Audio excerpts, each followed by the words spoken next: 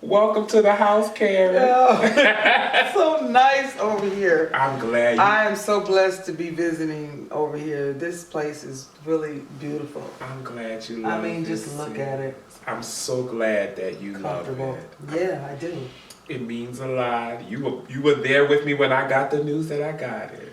Yeah. So it's good that you're here. Just want to talk and chat for a little bit. And I know you've been doing a lot of work, Karen, organizing with us, with Yuri and Epic, the Village, Career Bridge, going back to the tribunal. And that's how we've gotten to know each other. Right. But I know so many other people need to know the Karen that I know.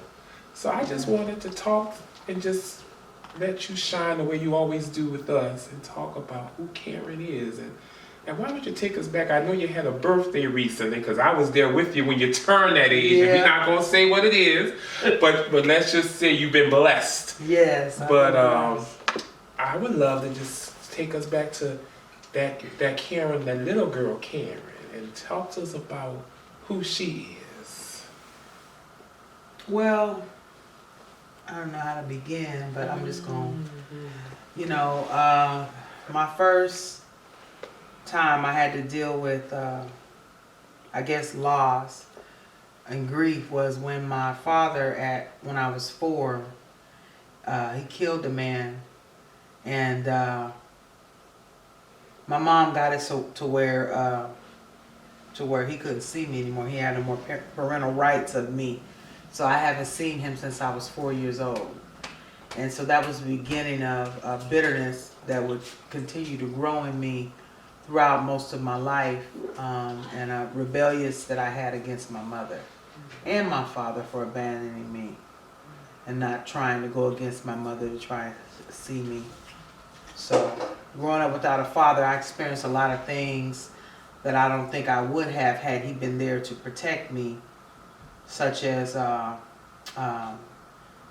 my first molestation happened when I was about 6 or 7. I was sodomized by my babysitter's brother and told to keep it a secret. And other encounters with men began to happen at a very young age for me, which was very unfortunate, and it also was growing a seed of anger and bitterness and hurt and abuse in me. So I didn't talk about it until I was like at least about 14, 15 years old. I didn't even talk to nobody about it. So in school, I didn't talk to my teachers about it because, first of all, they never asked. Second of all, we didn't have a good relationship. Like they didn't pay attention to me, So I used to act out and say rude things and curse and swear and make the other kids laugh, and I was basically like the class clown, seeking a lot of attention in school, and obviously not getting it, or I wouldn't have been having to seek it. So, it was hard. School was hard, and they were mean, and they always wanted to point the finger at me like I was the problem child, or I was the troubled child, and I was always doing this, always getting sent to the principal or the counselor's office, always getting SWATs in elementary school. I remember Mr. Canada used to give us SWATs with these paddles that had holes in them and stuff. And he had one, his name was Vanilla, and one was black, all the way black, and it was named Chocolate. And he used to give us SWATs, and I told him he better not put his hands on me because my mama didn't play that. So, and when I was refusing to get the SWATs and stuff, I remember at Hawthorne Elementary School in Seattle, then I began to get sent home, or have my mother called to come pick me up from school because I was the problem in the class. And, so that's how it kind of started. I know I probably went too far. No, everything I heard sounded important to, like you said, tragedy was something you knew at a young age, Mm-hmm. very young age, 4 years old, Mm-hmm. losing a father who Mm-hmm. you barely knew, Mm-hmm. and then having to go then into school where people didn't understand that, and then of course you talked about the molestation, which we know is something we don't talk about in the black community here. Yeah. We really don't. My mama used to always get me these white people to counsel with me. Mm-hmm. Like, I remember us going through Catholic community services with all these white people, and it was hard to talk to them about, you know, any of the reasons why I was acting out and stuff like that, because for one, I did not identify with them. Their approach was, as I recall, it was just weird to me. It was like they have a whole different personality and a way of being, and it's not anything that I was used to, so it was strange. Yeah. And you know, I knew even as a young person that they hadn't had any experiences that I had, that they were just these trumped up people that had got this job to do something that they weren't professionally really trained to or experienced to do, which is break through and find out the root of a problem with a child. You know, being 52, I'm 52. I just turned 52 a couple weeks ago, and you know, knowing now what I didn't know then, I can see all the patterns of how they actually pushed me right on out and into the juvenile justice system at a very young age, straight from school. You know, Karen, you said, now I can see, right? And you know, that's so true. Even life, we talk about, if I would have known then what I know now. And I'm thinking about, Karen, that song Amazing Grace. I once was blind, now I can see. What can you see now, Karen, about what was happening to you that was putting you on that school to prison pipeline? What are you seeing clearer now, friend? Well, they were preying on my mother. They were preying on my mother because my mother didn't know what they were doing. I know she didn't know what they were doing. They were telling her that I was aggressive, that I needed to be on psychotropic medications because I was so violent and I was so this and I was so that. And, you know, in my household, you know, the things that went on in my household were normal to me. Me and my brothers fist fighting and, you know, and wrestling through the house and stuff and arguing, playing the dozens, talking about each other like a dog all night long. Get up the next day, we was cool. You know, we went to school, if somebody messed with us, we'll fight you. Right. Together. That's right.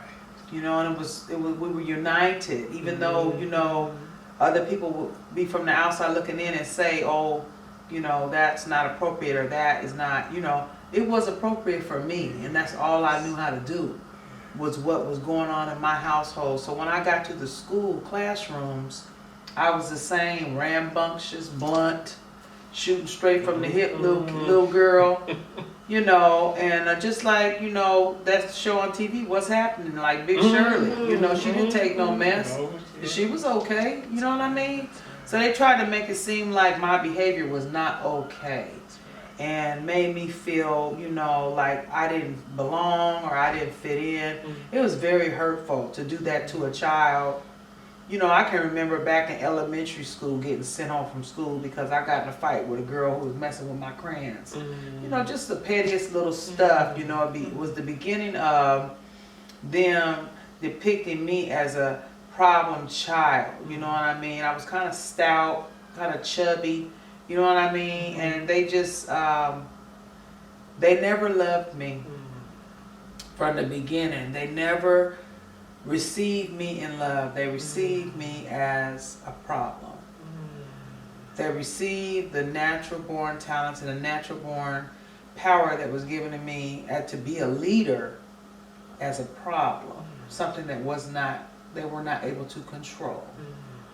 And so that made them angry, and they began to set me up to fail. You know, Karen, that word problem is big, right? Mm-hmm. Because when we have problems in the way you said it, right, when you are the problem, right, we didn't have put in place, like you were saying, these systems that deal with us as problems. And so that label stuck with you. And at what point did it formally go from the school to being for you the prison? And when did that start to happen, Karen?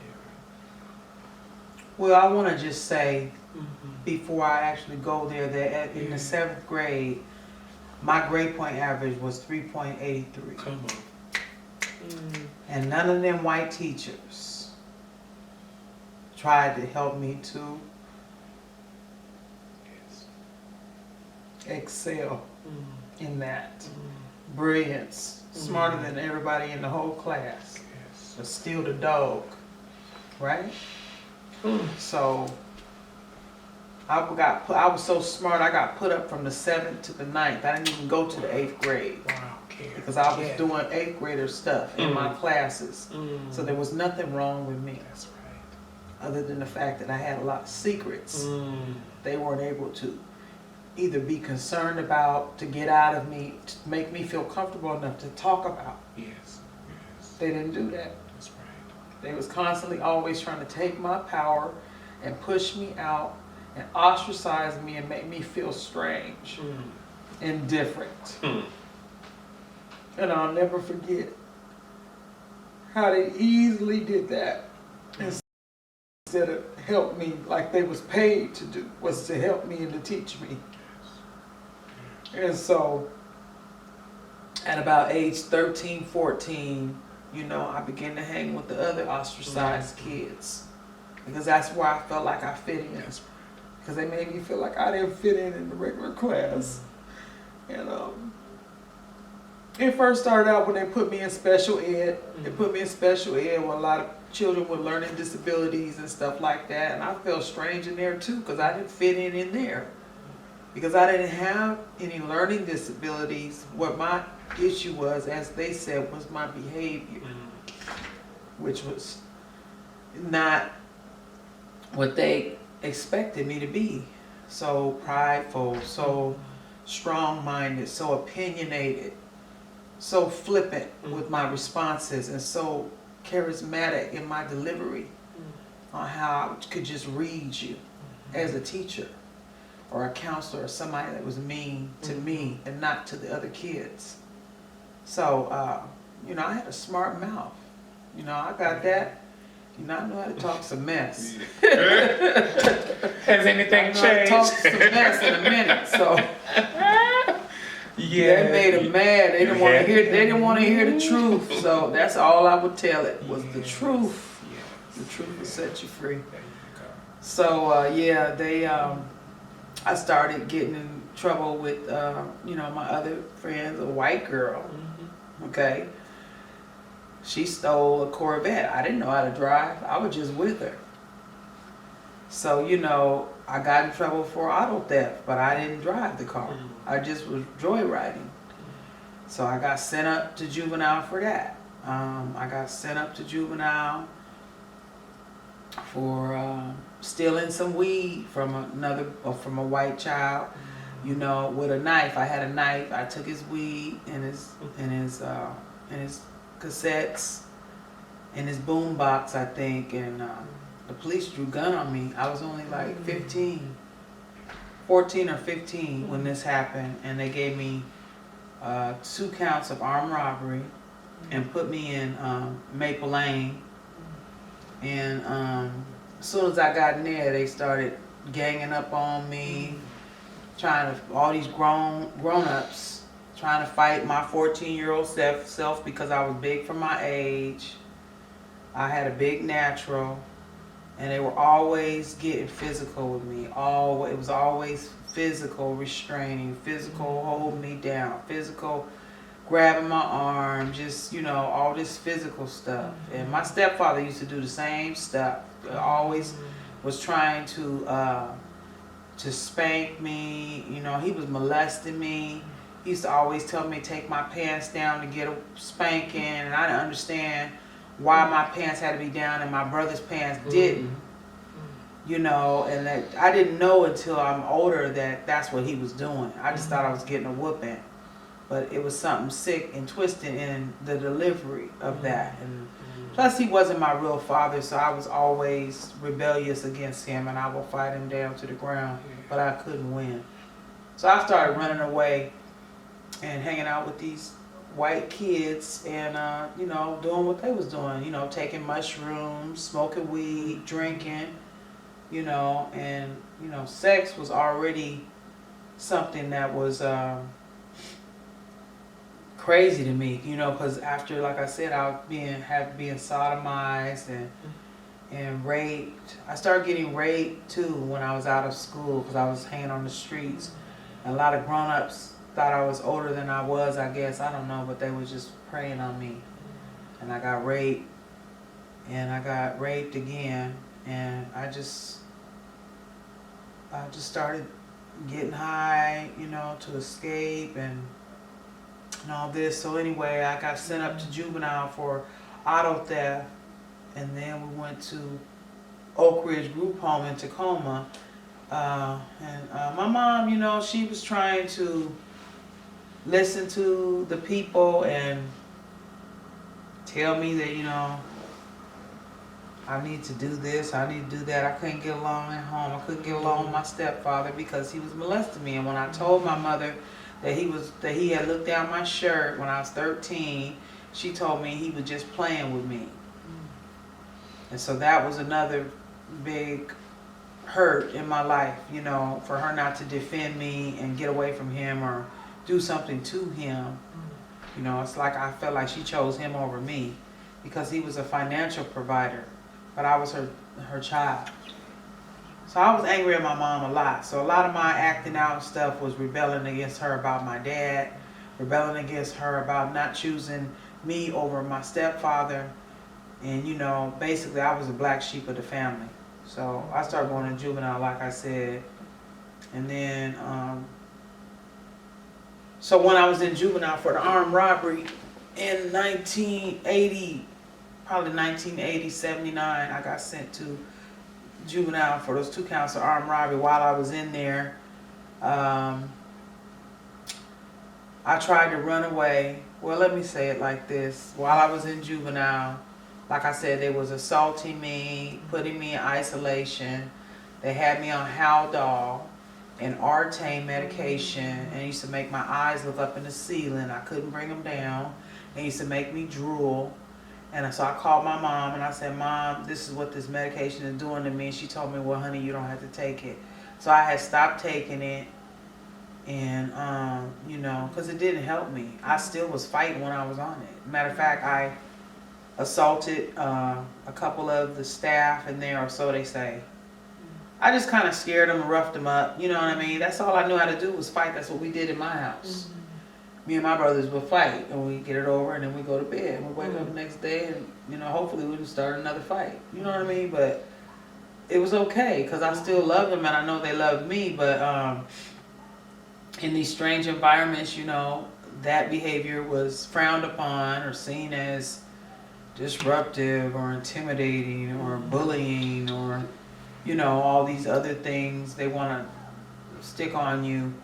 And so while I was in Maple Lane, you know, the staff used to pick on me. You know, I'm not saying I was a perfect kid. I wasn't. What kid is perfect? What teenager is perfect? You know, so, you know, I used to argue amongst the girls and stuff like that, but I wasn't really up there knocking them out like they said I was, you know what I mean?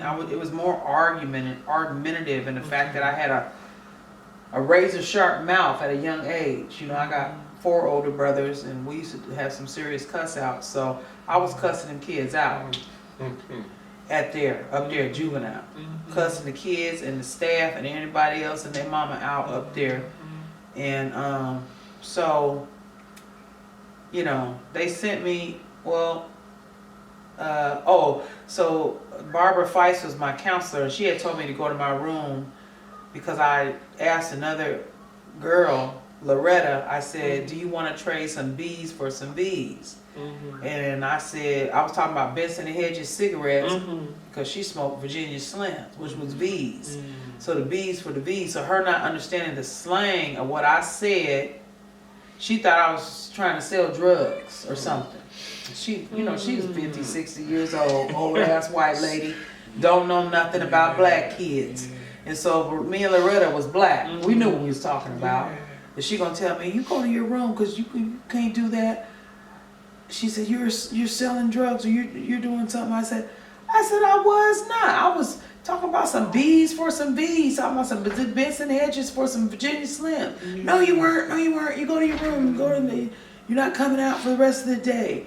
And they used to always do that to me, make me go to my room and take away my freedom. You know what I'm saying? And I used to get mad because like, I don't want to be in that room when all the other kids is out here.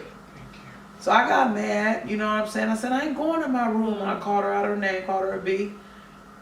And, you know, and I told her I was going to whoop her ass. So I was trying to get to her, but she was running. So I was chasing her through the cottage.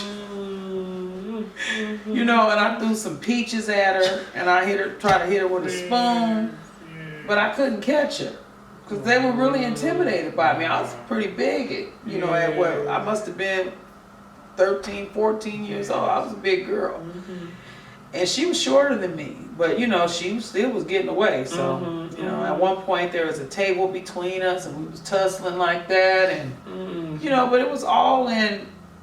I don't know. She just must have really been scared. I don't know. But I was just really mad.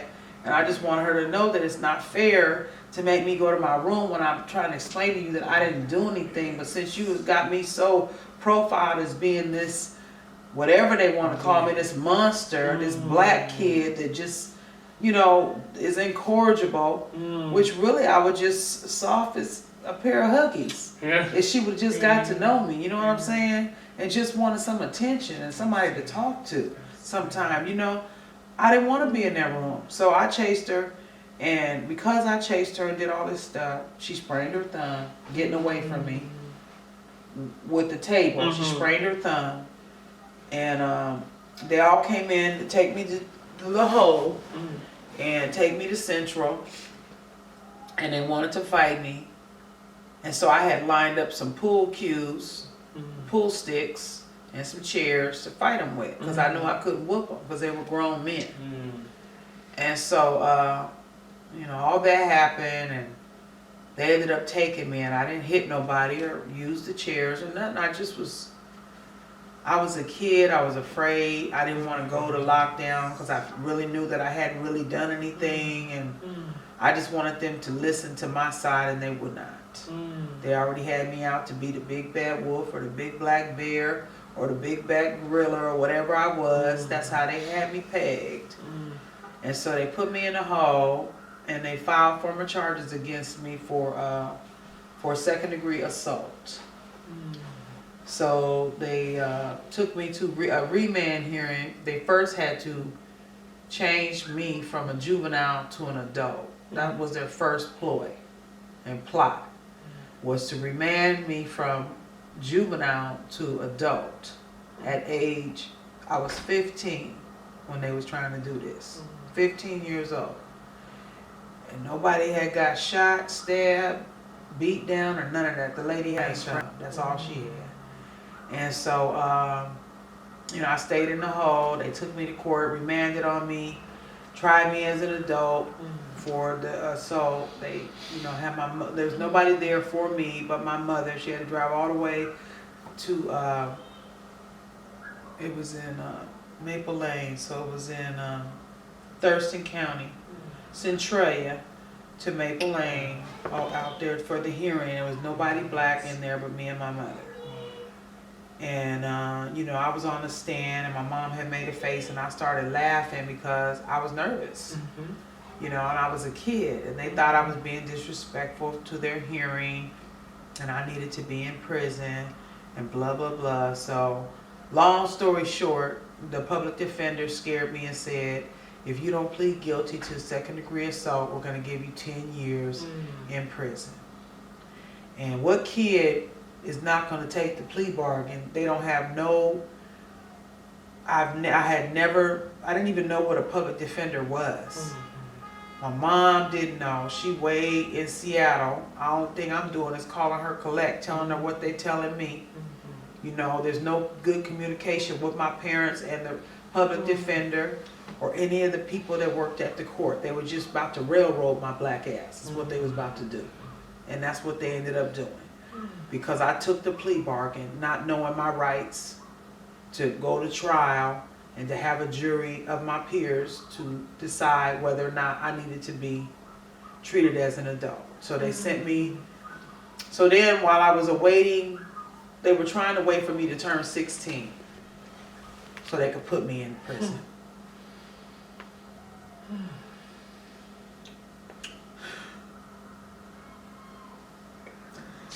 So I was really scared, and I didn't want to go. And so I tried to run away when they took me to an eye doctor visit. I tried to run away and go home to my family. And there was this white lady in the car, and I told her to take me to Seattle. And I called her a bitch, and I jumped in her car. I said, take me to Seattle right now. I'm gonna whoop your ass or something. I said stupid to her. You know, I just wanted to go home. I didn't know where it was. Bellevue was new to me. I had never been to Bellevue before in my life. And that's where they took me for the eye doctor visit. And so she wouldn't take me. She threw her keys out the window. So I snatched her purse and ran. You know, trying to look for some change to get on the bus or something to get to my mama. Because I didn't want to go to prison with them grown-ups. And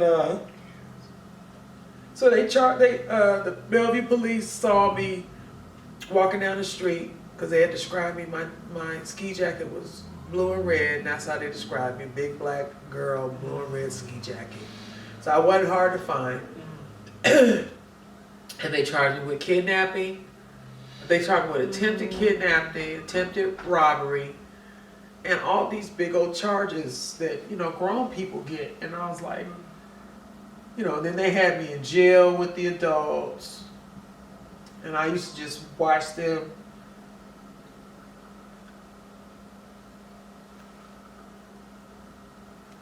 They used to shoot drugs and stuff, and I didn't like that. They was just in there doing all kind of shit, and they were just talking all kind of shit, and I just was like in a wonderland, like what the fuck, you know? And nobody black was there. I was the only black person in that whole jail. And my mom didn't come up there to see me the whole time I was in there. And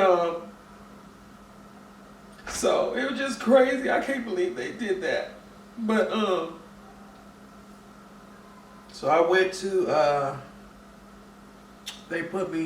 finally they moved me from Thurston County to King County.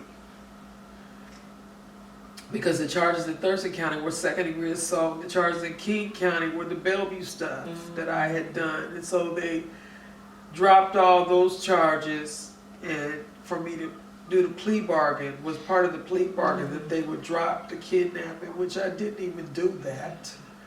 They just was tricking me. And, you know, so they dropped those King County charges and ran everything concurrent. I think they did charge me with escape. Yeah, it was escape 2 and assault 2 were the 2 charges that I was in prison for. They ran it together and gave me like 3 years and some months to do. And while I was in Purdy, I was fighting all the time because I was scared. So I lost all my good time, and that's where I spent like 17 months in isolation, where you only come out for an hour a day. And it just was just a big old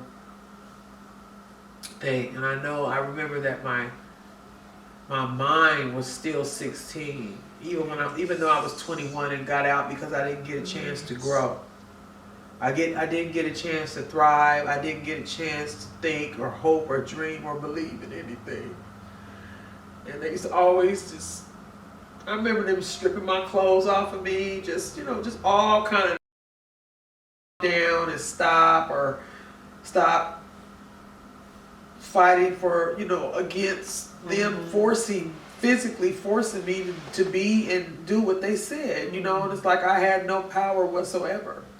And while I was in there, 2 women committed suicide. Phyllis Ritchie committed suicide by hanging herself in her cell, a white lady. And a black lady named Tony Holmes committed suicide by drinking Comet and a whole bunch of, she would go around and buy Tylenol from us. I sold her some Tylenol. We didn't know what she was doing, but she was saving it. So she had a bunch of Tylenol and drank some Comet with it, and she died. And I remember people was outside the prison protesting when she died. And we were screaming out our windows, trying to be a part of the community that was outside the fences, screaming at us, and we were screaming back, like, help us, and yeah, this is crazy. And it just, I remember participating in a sit-in when I was in prison. I remember, we sat in the kitchen, refused to leave the kitchen because they were violating our rights. And they ended up taking me and a couple other diehards to the hole. Of course, I was considered the ringleader of that. And,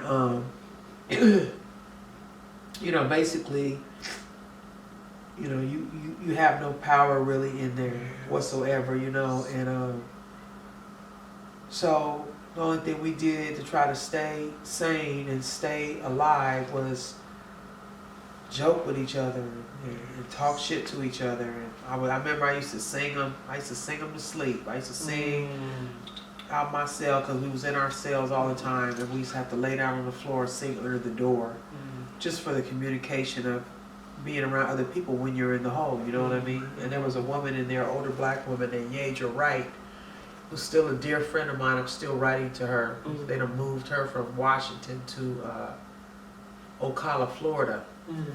To a horrible prison, and but I still, she helped me get out, so I still, I'm in solidarity with her every day that she does in there. That's my friend, and it's like I met a lot of beautiful people inside, people that have all kind of talents and aspirations to do good things in the community, to be good moms, to be just normal people, you know what I'm saying? And my whole thing as I got older was that, first of all, you're not God.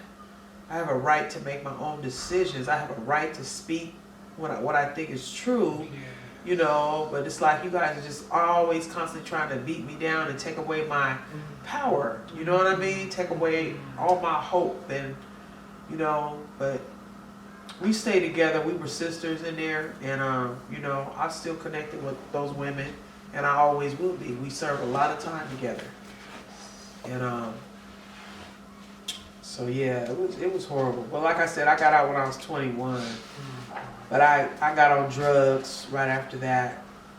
Started smoking crack, and I went back 5 more times before I decided that I did not want that to be my life. It took me losing my mother. My mother died in 1995 when I was 31, while I was in prison.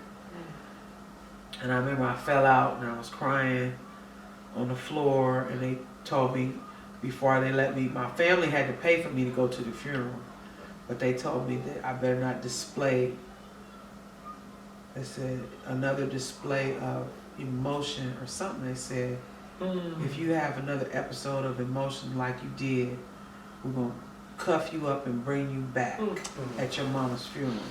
So I had to hold in all my grieving for my mother. It's just all kind of inhumane shit they was doing in there. The staff was in there having sex with most of those girls in there, making babies in there. Heather Wells got pregnant by an officer in there. Just, they were doing all kind of crooked stuff. Drugs was running rampant. I used to watch them shoot up drugs, and they used to ask you for your belt so they could tie off and shoot up, and I never wanted to participate in that. And just, I just learned a whole lot of criminal shit in there.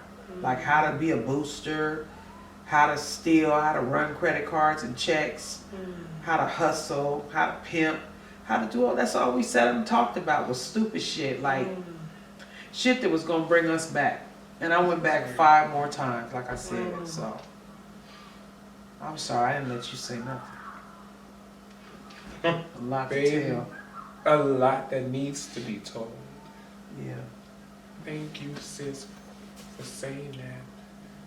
Because, you know, listening to you, Karen, I don't know if people caught you described sexual torture, sexual violence, mental torture, mental violence, emotional torture, physical torture, physical violence.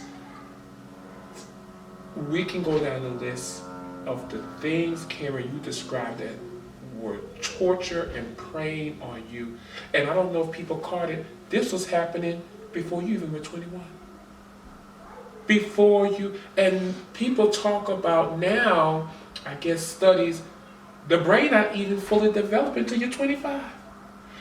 You went through, you resisted and survived, Karen. All of that. I know soldiers in Iraq, this would take them out. You had to survive all of that, Karen. All of that you did as a child. And I heard you say somewhere that that is an unnatural thing, that system is unnatural to your development. You want to say more about that, friend, how unnatural it is? Yeah, because, like I said, as I'm 52 now, I can see how children are developing at those young ages, those tender ages, especially, from 14 to 20. They're very, very delicate. And what they witness and what they go through and what they see at these ages is going to give them like it's almost a footprint into the future, that a stamp on them, what they receive, because our receptors, we receive in, and that's how you learn, you know what I'm saying? And it's like kids are supposed to be told, hey, you're really good at that, or oh, you did a really good job at that, you should really keep doing that. And they need to be told these positive things to make them have hope and dreams and aspirations and shit. And all my hopes and dreams were thwarted. I wanted to be a singer. I wanted to be like Michael Jackson. I wanted to sing. I could sing real good. I could carry my voice with or without a microphone, and and I didn't have no problem speaking up. I was a leader. I remember I was president of the Black Cultural Workshop in there. I had leadership qualities, all these different qualities that were like kind of tried to almost be stomped out of me. You know what I'm saying? But like I said, my family, my mama used to come, and she used to come and see me in there. And she made sure I had everything I needed financially while I was in there. And I used to look forward to her visits. And my baby sister would come, and my brothers would even come. You know what I'm saying? And that's what helped me keep it together, was the hope that I would one day be reunited with my family. Even the many times I fell on my face after I got out, I still never lost that hope, especially when my mother passed away. Her last words to me were, I don't want that life for you to be in there. I want you to get out of there and stay out of there. And I told her that I would, and she said she was going to come see me, but she didn't make it. Because she died like less than a week later, and I ended up having to, instead of do a hospital visit, which is what I really wanted to do, was to talk with her, I had to do a funeral instead, and they were mean to me. When I went, they didn't let me go to the burial and watch my brothers carry her to her last resting place, right? So, that is never, I'm never going to forget that. And that's when I made up my mind, when they told me not to grieve for my mama, that I don't want to be in here. I don't want to be under your thumb. I don't want you telling me what to do, how to think, what to wear, when to eat, when to go to the bathroom, when to shower. I don't need you to tell me nothing. I'm grown now. I was 31 when she died. And that's when I knew I had to grow up and be a better sister to my baby sister, who was also being molested, you know, by the same person. And so, you know,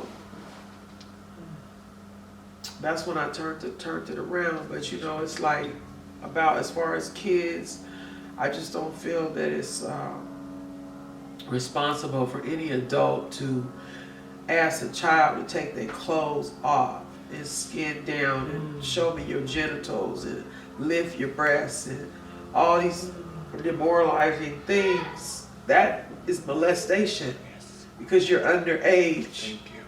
You're underage. I was only 15 and 16 when they were doing this. And then the pat search and the touching, they would touch you too. They would touch you with your clothes on. Then they'll make you do a strip search.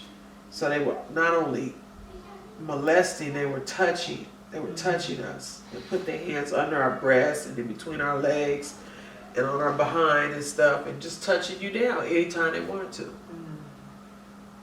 So I felt basically like a slave to them, you know, because it was their choice when and if I was going to get searched or patted down, you know, and I was underage. So to me, that's molestation. So what was the difference between me being out here being molested or me being in there being molested? The system was just repeating what had already happened to me that nobody cared about when I was in school. You know what I'm saying? So, and then they want to point the finger and say, well, you're an angry child. Well, I got some stuff to be angry about. You know what I'm saying? Thank you. I got some stuff to be angry about.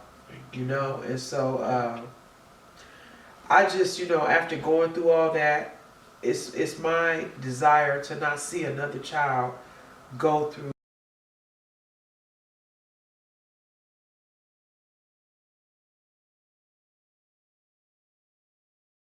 what I went through. Yes.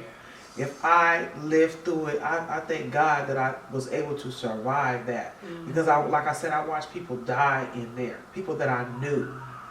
Woman named Star James had cancer. She died there. They would not give her clemency. They would not release her. She died inside prison. Which all she wanted to do was be with her family and see her daughter's eyes if she was going to have to die. You know, and they're just so vicious and mean and inhumane.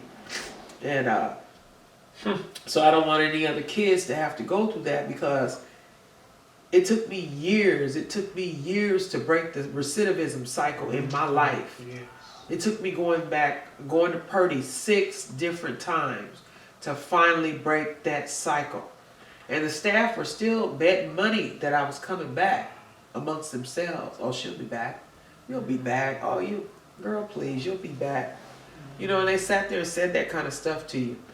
It's like, you know, that keep their job. You coming back, that keeps their job. That keeps them getting money and making money off you.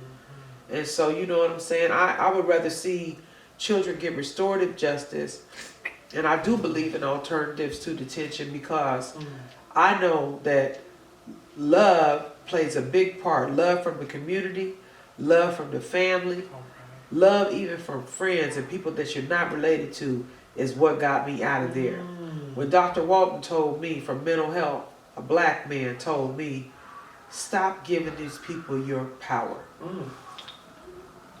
The power that they have is illegitimate power. You have legitimate power over yourself. You get out. You're bright. You can do this. And he gave me incentive. Jody Pinkney, she worked in the chapel. She was my friend. She was a Christian woman. And she prayed with me and prayed with me and prayed with me and talked with me and told me about her crack addiction and how she changed her life and became, you know what I'm saying, someone who had a good job. She was a paralegal before she was a red badge. A red badge is somebody that works in the prison. But anyway, she was my friend on the outside. She snuck and seen about me when I got out. When I was still smoking weed, still getting high, still doing crimes and stuff. She took it upon herself to come and see about me. It was that love that kept our relationship and kept our mutual respect. So it's like, if love can transform me into believing that I have hope, that I can be successful on the outside of these walls, on the outside of these wire fences and razor wire, then I believe that if we love our children today, even when they make mistakes, that we can give them incentive and hope to change and not have to go into that system. That system needs to be shut down because that system is criminal in itself. Those officers are acting just like gang members. They're criminalizing people, and they are in there not only raping women, they're having making babies in there with the women. They're bringing drugs in there. It's no different than anybody else. They're not above the law, and they are breaking the law and getting paid to break the law. And you know, there's a lot of negative and I think demonic and satanic cliques in there amongst the officers. You know, but I just was able to. I snuck through the cracks to get out. But I left so many people behind that have the same potential that I had, that I still believe in to this day, can change if somebody just love them and give them a path to freedom. They will get that freedom, they will maintain that freedom, they will harbor that freedom, and that freedom will become the most important thing in their life, like my freedom is for me today. I don't care if I don't have no money and I never have another job in my life. As long as I'm free to make decisions, to live life, to love, to have fun, to smile, to laugh, to dance, to sing, to be around positive people, then that it was all worth it. It's worth it. It's worth it because I'm happier now than I've ever been in my life. And I wish my mama could see me now, how I'm making strides and learning how to think correctly and learning how to do things correctly after I have to tear down everything they built up in me. And I'm tearing it down because I am smart. I'm very smart and I don't miss nothing. I seen everything they did and I watched them like a hawk. I studied them like they were studying me. And I realized you guys are corrupt. And this ain't, I did the crime, but my sentence was to do the time in there, not to be abused while I'm in there and made to feel like I have no way out of here, like I'm gonna die in here. I used to think I was gonna die in there. I really did, and so I'm so thankful that, like I said, just a couple conversations in love from the 3 black people inside, Jody, Miss Avent, and Dr. Walton. That's what helped me get out, and my baby sister. I knew she needed me. She needed me. So that's why I got out. And been out how many years since? I've been out going on 12 years. And I don't have no new charges. I don't have nothing hanging over my head, no warrants. You know, I'm free and I'm happy and I'm thriving. You know, I have a position I never thought I could have, and I'm more than that. I have relation with you, relation with Laura, relation with Ariel, relation with Sinai, and Mary, and Janet, and a lot of people that love me, and Asha, and Devin, that genuinely love me, Rashad, Dominic, just, you know, I love you guys. We have friendship, and you guys nurture me, and you guys are helping me to be whole again. I'm becoming whole again. I'm concerned about my health and walking and eating right. You know, we do positive things together. It's the most beautiful experience I've had. I wouldn't trade you guys for anything.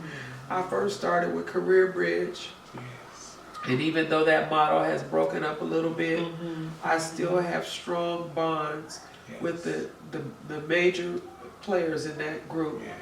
The founders of that group. I have connection with the Black Prisoners Caucus. Yes, you do. And that's what keeps hope alive in my heart every day. You know, and like I said, if I had just had this when I was young, had this encouragement when I was young, and this love and this model of what humanity really is, I probably wouldn't have went back all those times. But I had to seek it out and find it. And so I just want the same for everybody else that's incarcerated that wants to change, that don't have no hope, to know that there is hope. Yes. You know, it doesn't matter what you've done. You know, you can be forgiven. You know, and you can do better. You can go to school. I went to school. I got my Hey. degree in automotive technology and written tech, and you know, there's a lot of things I've done. I maintained a driver's license. I maintained a car. You know, I maintained my freedom most of all. It's most important. So. Yes, it is. And the truth of it, it wasn't that system that had anything to do with where you are, sis. No. Nothing. No. You know, it's beautiful, Karen, as we might finish this chit and chat, because you know we always chit and chat. Yeah. That's what friends, family do. Yeah. But I hear in what you have talked to us about, Karen, the danger of a lie. Yeah. And I just wanted you, like,